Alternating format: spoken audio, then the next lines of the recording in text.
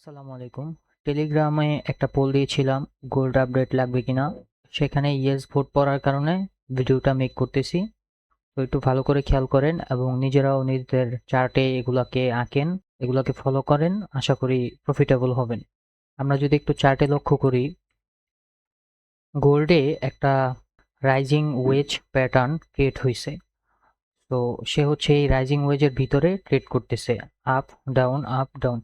Overall bias বলতে গেলে হচ্ছে মার্কেট বুলিশ, এখনো বুলিশ যতক্ষণ পর্যন্ত না সে এই রাইজিং ওয়েজের আপার ট্রেন্ড লাইনটাকে ব্রেক করে অথবা ডাউন যে ট্রেন্ড লাইনটা আছে এটাকে ব্রেক করে।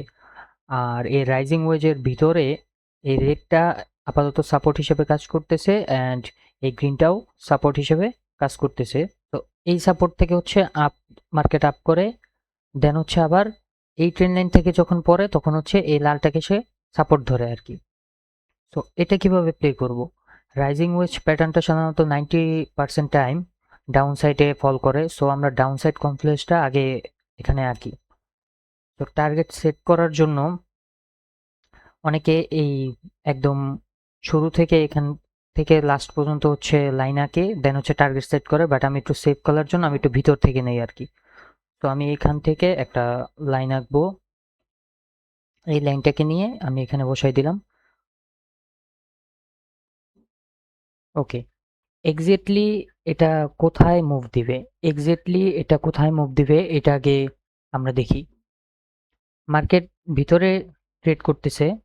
ইফ যদি এটা নিচে আসে, দেন এই ট্রেন্ড লাইনে একটা স্ট্রং মুভ দিয়ে ব্রেকআউট দেয়, দেন হচ্ছে রিটেস্ট করে, তাহলে আমরা রিটেস্টে এন্ট্রি নিব আপ টু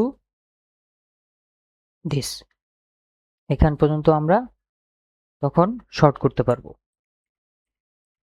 ওকে, তাহলে আমাদের টেক প্রফিট জোনগুলো কোথায় হবে? তো ফিবোনাচি নিব, এই লোয়ার থেকে এই হায়ার পর্যন্ত এখানে ফিবোনাচিটা বসাবো। দেন এখানে আমি মার্ক করব এই লাইনগুলো, 0.5 মার্ক করব। দেন হচ্ছে এটার উপরে যেটা আছে সেটা মার্ক করব। দেন গোল্ডেন পকেটের ফার্স্ট 0.61 এটা মার্ক করব। অ্যান্ড লাস্ট আমরা হচ্ছে এই লাস্ট পর্যন্ত ওয়েট করব। সো আমাদের টেক প্রফিট জোনগুলা এভাবে সিলেক্ট করব। যদি যদি এখান থেকে ব্রেকআউট না হয়, দেন হচ্ছে এটা যদি আবার এখানে উপরে যায়, অর্থাৎ এখানে হায়ার হাই ক্রিয়েট করে, তাহলে ফিবোনাচিটা আবার এভাবে সেট করতে হবে, এই লো থেকে এই হাই পর্যন্ত। এটা না, তখন এটা ইনভ্যালিডেট হয়ে যাবে, তখন উপরেরটায় আমরা ফিবোনাচিটাকে সেট করব। তখন সে এই হাই থেকে যদি আবার নিচে এসে এখান থেকে ব্রেকডাউন করে, তাহলে হচ্ছে এই যে টার্গেট, এই টার্গেটটা চলে আসবে এখানে। দেন এখানে যে রিটেস্ট হয়েছে এই রিটেস্টে এন্ট্রি হবে, দেন টেক প্রফিট জোনগুলো হবে এখানে, দেন হচ্ছে এখানে, আর হচ্ছে এখানে। দেন লাস্ট পর্যন্ত ওয়েট করতে হবে। সো এতটুকু কনফ্লুয়েন্স আশা করি বুঝে গেছেন। যদি না বুঝে থাকেন তাহলে ভিডিওটা আবার পজ করে করে ব্যাক করে করে আবার দেখেন, আশা করি বুঝতে পারবেন। তো আপাতত আমার এভাবে একা থাকুক, ডাউনে আসার চান্সটাই বেশি। বাট এখন ভিতরে যে অবস্থায় আছে এটা হচ্ছে আপ ট্রেন্ডে আছে, বুলিশ, ফুললি বুলিশ। ভিতরে আমি কোনো এগ্রেসিভ এন্ট্রি নিব না। এটা হচ্ছে আমার ডাউন সাইড টার্গেট। যদি যদি আপসাইডে ব্রেক করে, অর্থাৎ সে ভিতরে যা করার করুক, সে যদি এখান থেকে ব্রেক করে স্ট্রং মুভ দেয়, দেন হচ্ছে রিটেস্ট করে, তাহলে আমরা রিটেস্ট এন্ট্রি নিব লং। সো লং করলে আমাদের টার্গেটগুলো কোথায় হবে?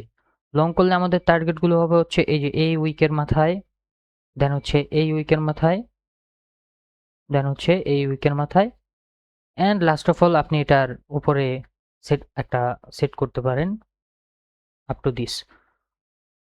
সো এই উপরের এগুলাতে আপনারা টেক প্রফিট বুক করতে পারবেন যদি এই রাইজিং ওয়েজের আপার ট্রেন্ড লাইন থেকে সে ব্রেক করে রিটেস্ট করে উপরের দিকে যাওয়া শুরু করে তখন।